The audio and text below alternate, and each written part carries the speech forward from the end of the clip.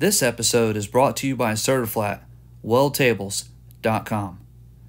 Certiflat's easy-to-use website allows you to choose from many different styles and shapes. Whether you're working at home or in a professional shop setting, Certiflat has the table dimensions that you need. Their easy-to-use website also allows you to choose from some very unique products, such as fab squares, which are great for fixtures, jigs, and table extensions. The unique design of a Certiflat table allows you to have precise angles and measurements when setting up jigs. Certiflat also offers table extensions for that unique project that you have going at home or in the shop. Be sure to check out their website or give them a call and tell them Gem City Welding sent you.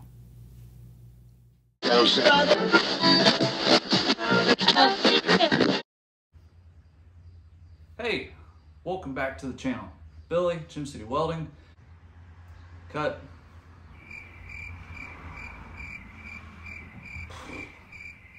Hey, welcome back to the channel. Billy, Gem City Welding. I want to thank you for being here. Today is a very special day for me, a very special episode. This is a 1-year anniversary and a look back on the channel. Please do me a favor before we get started. Click that like button and click that subscribe button. And if you want, hit that bell notification so you'll know when I post videos and shorts and content. That way you can stay up to date.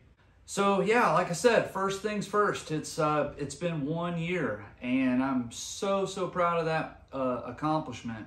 I titled this video, So You Want to Be a YouTuber, because that was pretty much the response when I got a lot from a lot of my friends and family when I first talked about doing this. Everybody says, so you want to be a YouTuber? And be quite honest with you, when I started doing this, that wasn't really my whole objective and goal. I started out the channel roughly about 2 years ago when my son and I had our square body. And I've said before in an older video, I filmed an entire build series on that whole truck. And at the time we were using a GoPro, and I still to this day don't know how it happened, but we lost all the content. I was pretty bummed about it, so I gave up immediately on the whole deal. And then fast forward about a year later, and I ended up picking up the 64 Impala. And I thought to myself, I probably should document this whole thing. That way my kids, when they're my age, can look back on it and say, oh, this is what Dad did, or this is the time that Dad pulled the body off the frame, or whatever the circumstances are. And plus it was a way for me to document it and store it somewhere and not have to carry it around on a phone for the next 40 years. So all of you, though, have tuned in and watched those episodes and made the channel grow, quite significantly. I was impressed right off the get-go just how many people responded to what I was doing. So, looking forward, that's kind of how the whole thing started. My sister-in-law, love her to death, and she said something to my wife that is absolutely 100% true. She said, how did the most socially awkward person in the family end up with a social media YouTube channel? And she's 100% right. I'm kind of introverted. I'm not very outgoing on stuff. When it comes to public speaking, I'm terrible at public speaking. I don't like being behind a camera at all, or in front of a camera for that matter. But over the last year, I've gotten used to it pretty much by now. It's just every day is a new challenge and a new hurdle and a new thing to do and learn from. So being a content creator has opened my eyes up to a lot of things about me and made me look at things from a different perspective than I might have had before, because like all of you, I've watched YouTube for years and always, you got your favorite channels and people you watch and that sort of thing. But until you're in front of the camera or behind the camera making the content, it's a whole different ballgame. So just looking at the channel as a whole over the last year, as many of you know, I started out with the lowrider thing. You guys have seen me with the buildup of my 64, doing the frame, learning how to do upper and lower control arms, and just tackle every single nut and bolt on this car thus far. And I'll be the first to tell you, I'm not an expert when it comes to these cars. A lot of this is still so new to me and an ongoing learning curve. At the end of the day, it is just nuts and bolts, and that's what I tell everybody on the channel. But there's some pretty important things you got to get right. And so you guys have been along with me for that journey and seen what I've gone through. And a lot of you have reached out to me and told me about the things that you're working on at home and the things you're doing. So that's been a big rewarding aspect of the whole thing. But again, about the title, so you want to be a YouTuber. If there's someone at home that's, you know, kind of on the fence about doing this whole thing, my advice to you would be go for it. Don't hesitate. Just go for it. And you never know what might happen. I've been pretty fortunate in the last year that I've made some very valuable friendships and formed new relationships with individuals and companies and products and all kinds of things that if you would have told me at the start, I would have never imagined. And some of those friendships, you know, or relationships have turned into be friendships, and I'm very, very thankful for those. YouTube's like, it's like a small little community when it comes to this kind of stuff. Like there's Impala guys, there's lowrider guys, there's welding guys, there's history, you name it, it's on there. So, you know, we try to find each other, and that kind of happens just naturally, to be honest with you. One of my first, I think back to one of the first videos I ever made, me talking about the car after I had brought it home and just kind of going over, you know, everything about it. And I look back on that video and it makes me cringe because you could tell I'm nervous. You can tell I really didn't know how to approach it and what direction to take it in. And fast forward a year, I feel like now I've got a better understanding of those things. But, you know, if I look back on this 5 years from now, I'm probably going to cringe about this video. But hey, that's part of it. You know, you are who you are and you can't change that. Again, those of you that have stuck around through this whole journey and continue to follow along, I appreciate you very much. So, you know, you guys have seen me on the channel talk about the low riding aspect of this whole thing and culture and just getting accustomed with the social media aspect, like the Instagram, the Facebook, most certainly YouTube, obviously. And, you know, for me, my kids, when they first seen what I was doing, they're like, oh my God, this old man is doing YouTube, you know, and I was like, you guys don't know what you're talking about, you know, I'm not that old. But to be quite honest with you, it's been very interesting looking at it from my perspective. I'm in my 40s, so a lot of the content creators and stuff, people I follow, people I like to watch, I would say are probably 30 and under. So, you know, it is kind of like you're outside the fishbowl looking in until you step in and you're looking out, and it's a whole different perspective. With that being said, that has presented some pretty unique challenges for me. Coming forward with this Impala build has gotten some pretty mixed reviews and thoughts and comments from a lot of people, which, hey, good or bad, I'm okay with that. That's fine. That's part of it. There's a lot of folks who are significantly younger, let's say in their 20s, who look at what I'm doing and they say, oh my gosh, who's this old guy building this lowrider and doing this kind of stuff? And to me, that's pretty funny because that's one aspect of this that I did not expect. Sorry about that, had to close the garage door. We're pretty low budget here at Gem City Welding for the moment. Neighbors cutting the grass. But anyways, like I was saying, one of the perspectives that I wasn't prepared for was the amount of young people who looked at what I was doing like I'm from Mars or something. They, you know, you got this guy, this older guy to them, you know, young to me, but you got this older guy who's from the Midwest and he's building an Impala. What does he know about an Impala or lowriders or the culture or anything that goes along with that? And that took me off guard a little bit. So it's been a challenge with those things. Like I'll have guys that'll say something like, "Oh, you're doing this wrong. You don't know how to build a car like this." And of course, them not knowing that I was doing this stuff probably before they were even born, which is funny to me. But at the same time, you know, it's part of it, and I welcome that because it shows.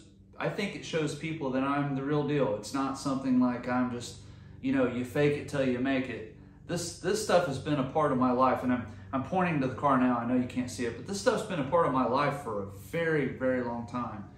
And I kind of touched upon that when I was doing my my history with lowriding, one of my older videos, and was talking about my experience with hydraulics and having car dancers when I was younger, and street cars and stuff like that, and talking about, you know, like the history of cool cars, CCE, and you know, Scrub City pumps and all this stuff. And I had a few guys that messaged me and was like, "Wow, I didn't know that stuff." You know, that was pretty refreshing to me. It drove me to want to keep going forward. The other thing about the whole YouTube and being in front of a camera is, like, sometimes it can be pretty hard because you got to come up with new content. You got to keep it exciting. You got to show people what you're doing. And I'm pretty much a one-man band. I mean, my daughter helps me sometimes when she has time, but it's usually just me and the camera. So one of the things I heard, and I don't remember where I heard this from, is that having a camera or TV in the garage is a blessing and a curse. Because if I'm doing it, let's say I'm setting up this jig, I have to set this up, film it, review the footage, make sure it's okay, make sure the sound works, and then go back, and if it doesn't look right, I have to change it and do it all over again. And that can be a pretty daunting task when you're doing it by yourself.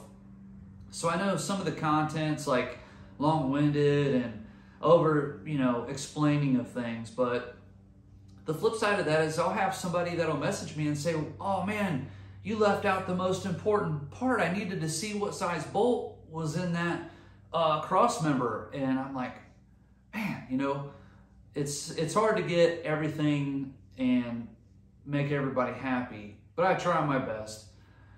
And, you know, I'm still going to continue to try and improve that kind of stuff, but looking at it 1 year later, I feel like I've gotten better about that kind of thing. And one thing I was touching on was some of the friendships. When I first started out doing this, I really didn't talk to anyone, I mean, that I recall that had a significant impact on me from the start. But as time has gone, you know, I've reached out to various people from different channels through social media and stuff like that, and been able to form, you know, like I said, great relationships with those folks. And they all know that I appreciate them. It's amazing what this has done and taught me. And, you know, a great example of that would be like Max. You know, I did the episode talking about his convertible body mounts, which was great. Lots of feedback, lots of questions, lots of people, you know, "Hey, how do I get these on my car? Or how do I get a hold of him to get these things?" And then, you know, guys like Cadillac Dan, Christopher Shane, Lone Star Lows. I mean, the list is on. And having relationships with those folks has been really good. And then the other flip side of that is getting into the product side of things. When I first started this, I really had no intentions of that at all.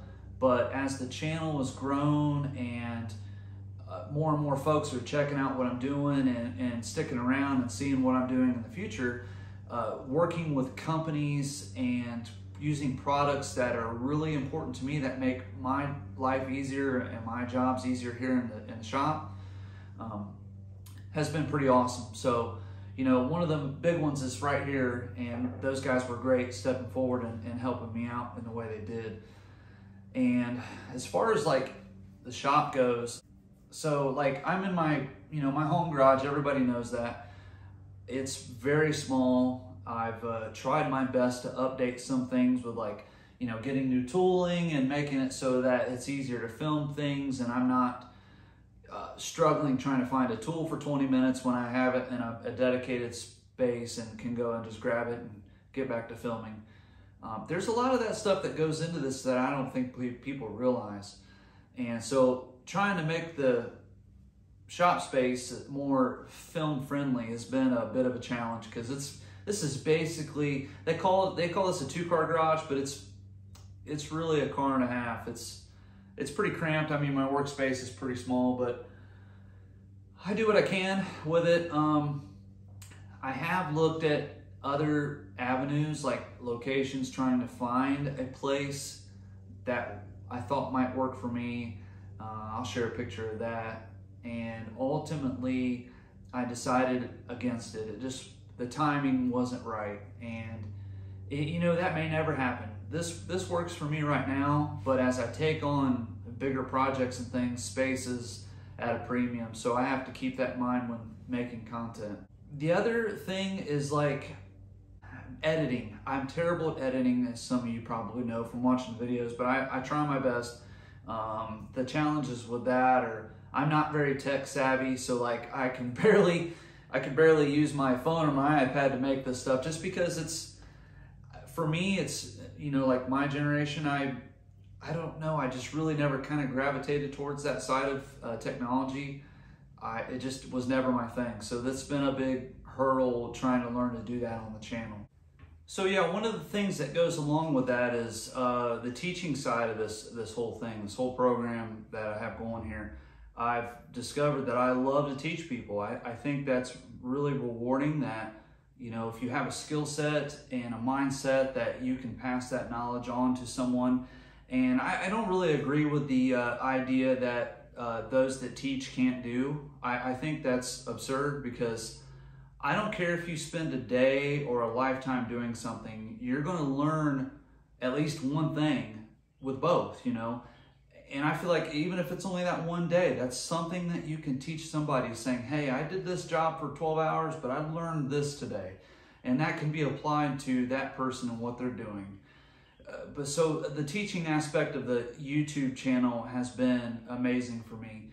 And again, I know some of that stuff, some of that content is long-winded, because YouTube will tell you, like, hey, we want your video to be this amount of time, and it's hard to squeeze in, you know, like a frame video in under 30 minutes. It's just, I can't do it. And I feel like if I cut it down too much, I'm leaving a huge significant portion of the you know, the learning side of that out. And I don't want guys to miss out on that.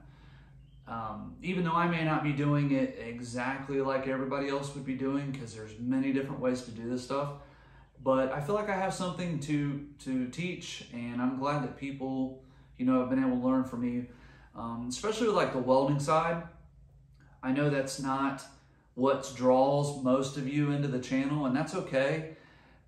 But I've said to myself, you know, I'm not going to just make a specific kind of content just so I can get, you know, watch hours and followers and likes and all that stuff. This is for me. I want to do stuff that I like to do, and if people get a kick out of it, that's great. And if it helps somebody, that's even better. So the welding side of things, it's just, I've lost count of how many guys have messaged me and said, hey man, I put down some beads this weekend. Thank you for your video. And that makes me very humble, because I remember a time in my life when I approached a mentor or hero of mine and said the exact same words to him. And he said to me, he said, you had it in you the whole time. I just helped bring it to the surface.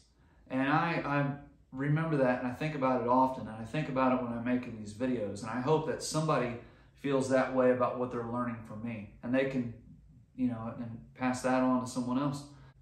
So where does the channel go from here? So we're, you know, this is what, July 23 of 23, and like I said, 1 year's passed, so I'm going to be doing a lot more stuff coming up very soon. I got a lot of work to do on the car. I know that like the last probably 4 to 5 videos really haven't been car related, and part of that's by design because, let's be honest, building a car is not the easiest thing to do, and it's certainly not the cheapest thing to do. And I'm not a rich guy by any stretch of the imagination, so I need time to, you know, collect those parts, purchase those parts, stockpile those parts, and then I'll have time to make more content with the car. As far as like, so the YouTube monetization side of things is pretty interesting. I know we're talking about, like, you know, what the future holds for the channel, but it took me a long time to get to where I'm at now with the monetization side. Because those of you that don't know, YouTube requires 4,000 viewing hours and 1,000 subscribers before you can even start the process of receiving any monetization for your content. So I must have made 10 videos before I got a single cent from any of this, and that's pretty tough. And again, I wasn't starting this out like, oh, I'm gonna make money at this, I'm gonna get rich. I mean, it helps to do those, to get those kinds of things, but the monetization side isn't really, if you're in this for the monetization side and you don't have 1 million subscribers, then you're in it for the wrong reason, because that's never, I mean, I can't say it's never going to happen for me, but the likelihood is very slim, and I'm okay with that. It's fine with me. I've learned to like this and enjoy doing this, and moving forward, I want to get better at it and make better quality content for everyone that watches. So moving forward, I've got, you know, some pretty exciting things in the works. I've got this table, so I'm looking to utilize it a lot. I've got a episode that I've been filming for quite some time that will be coming out hopefully pretty soon. It's a pretty special episode to me, so you know, stick around for that. I think you're gonna like it.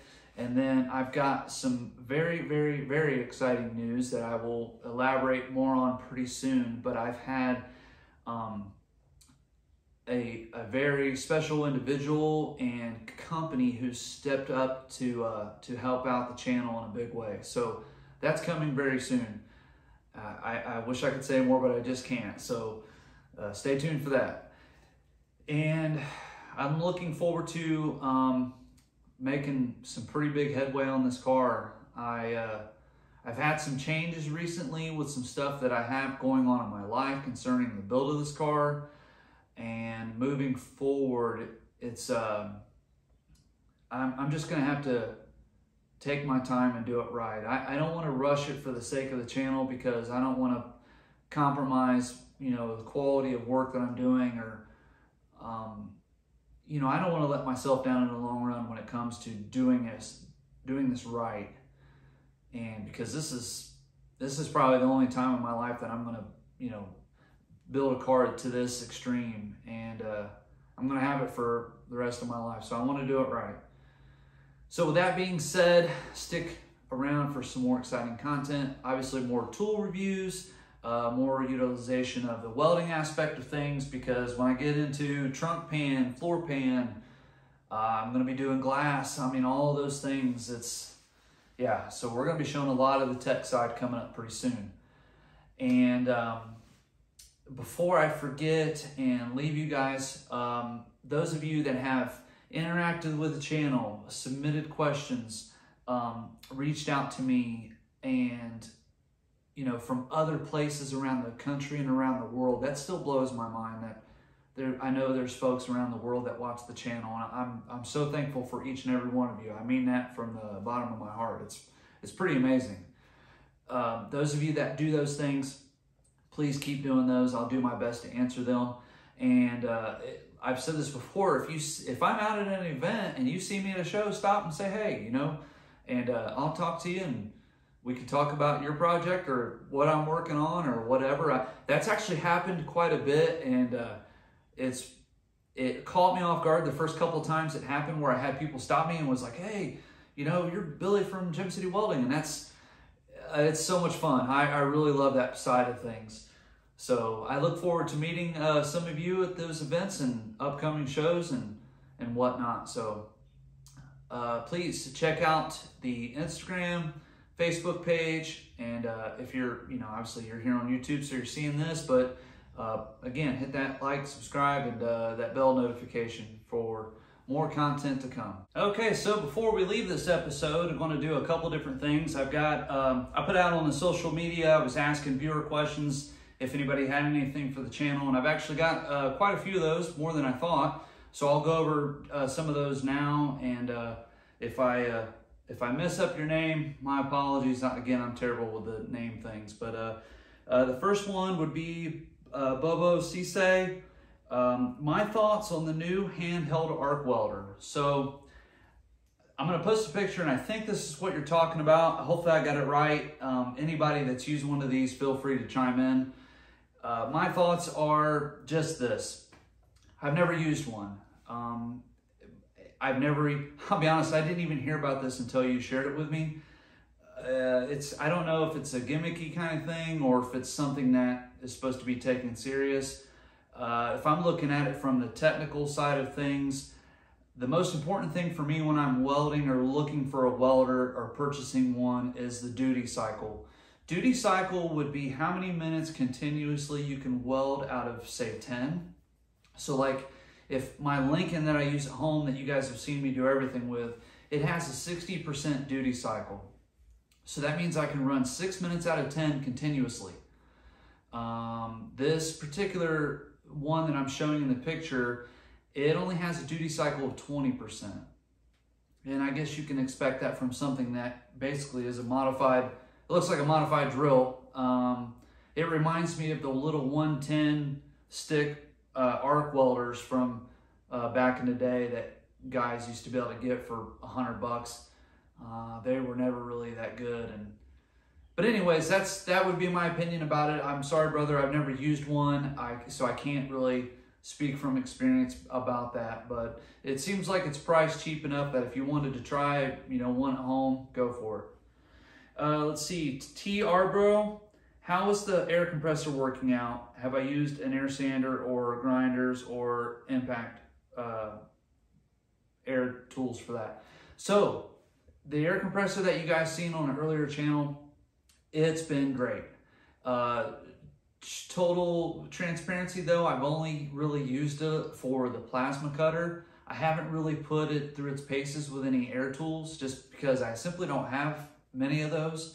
And I don't know that I'll really get a whole big collection of air tools for this thing because I bought it primarily for the plasma cutter. I may try to use it down the road for painting purposes, like suspension parts or my frame or whatever. I don't think I could paint the whole car with it, but you never know. Maybe we'll try that. But to answer your question, it's been great, and no complaints thus far. It's a Harbor Freight product, and yeah, I think it was money well spent. It does the job. Let's see, the next comment would be from M. Stray. That's M space Stray. It says, I appreciate your channel. My dream car is a 63 to 64 Impala. I live in Columbus, Ohio.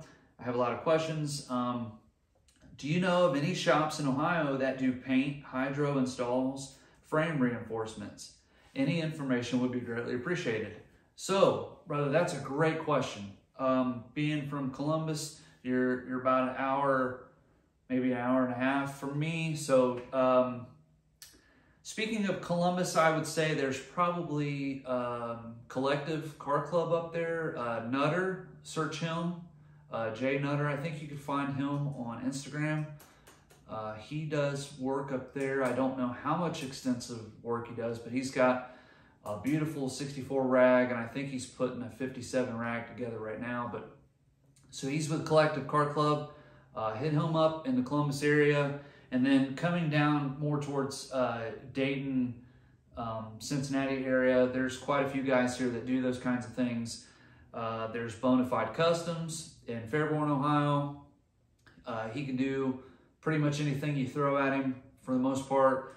There would be Switches by Jay down in, like the suburb of Cincinnati area. Jay has a full shop. He does anything hydro related that you could imagine, or air ride, any type of suspension stuff. Let's see. There's also Jason, which goes by the nickname Pinky. He's also down that way, so he does hydraulic installs, he does frames. He can do just about anything you throw at him. And then like north of Columbus would be like the Chop, which is my good buddy Max. He does a lot of work up there, so you can find him on Instagram, Cabron 1964. So yeah, there's a lot of options in this, you know, general area. So I'm sure you'll find somebody that'll be able to help you out and get that project going, whatever it is. So last thing before I leave, I want to do a builder spotlight and touch upon a project that a friend of mine and a viewer is working on, and tell you about what he's doing. So here we go. Okay, so for this builder spotlight, we're going to talk about Michael Zubal's 1964 Impala. Michael was a very good friend of me and the channel, and he can be found on Instagram. Michael's no stranger to the car scene. He's built many different things over the years, all from Jeeps all the way up to lowriders. And the one car that got my attention really about Michael when I first seen it was his Cutlass. Beautiful, beautiful car. Started out with a really clean original car. It was an 85, and then he did a conversion to an 87 Euroclip, which I don't know how many of you out there in YouTube land know about Euroclips, but around here where I live at, they're gold because you can't hardly find them. It's a very special clip for the front of those cars. But long story short, Michael did a full build on that car, enjoyed it for some time, and then ultimately let it go to help the fund of it and project his next car, and that's the one we're talking about today. So Michael picked up a 64 Rag. It was a local car close to him, lots of history, had been in a garage for 46 years total till Michael got it and pulled it out.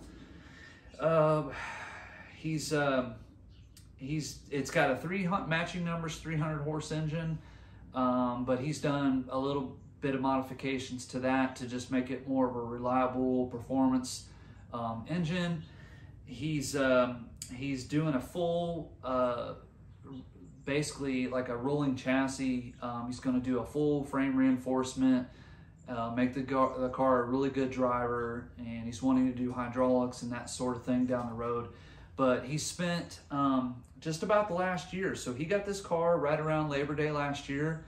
So we're not quite a year, but he's done a lot of work in a year, and he's making it so that he can drive this thing, enjoy it, and just try to make it whole again and clean up the chrome.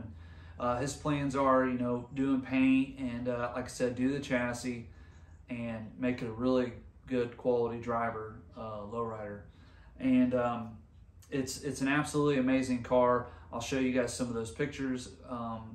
He's a hell of a guy with a turn and a wrench, I tell you, because it takes a lot of, you know, time and patience and energy to do a project like that. So he's the right guy for the job. So Michael, just wanted to give you a shout out, buddy. Tell you I look forward to seeing progress on your car coming up soon. Keep us updated here at the channel, and maybe down the road we'll do an update on the build. So if you have a cool car or a special build or something that you're doing and you'd like to see it featured on the channel, shoot me a message and we'll see if we can make that happen. But till next time, thanks again for watching. Take care. Everybody have a blessed day, and we'll see you on the next video.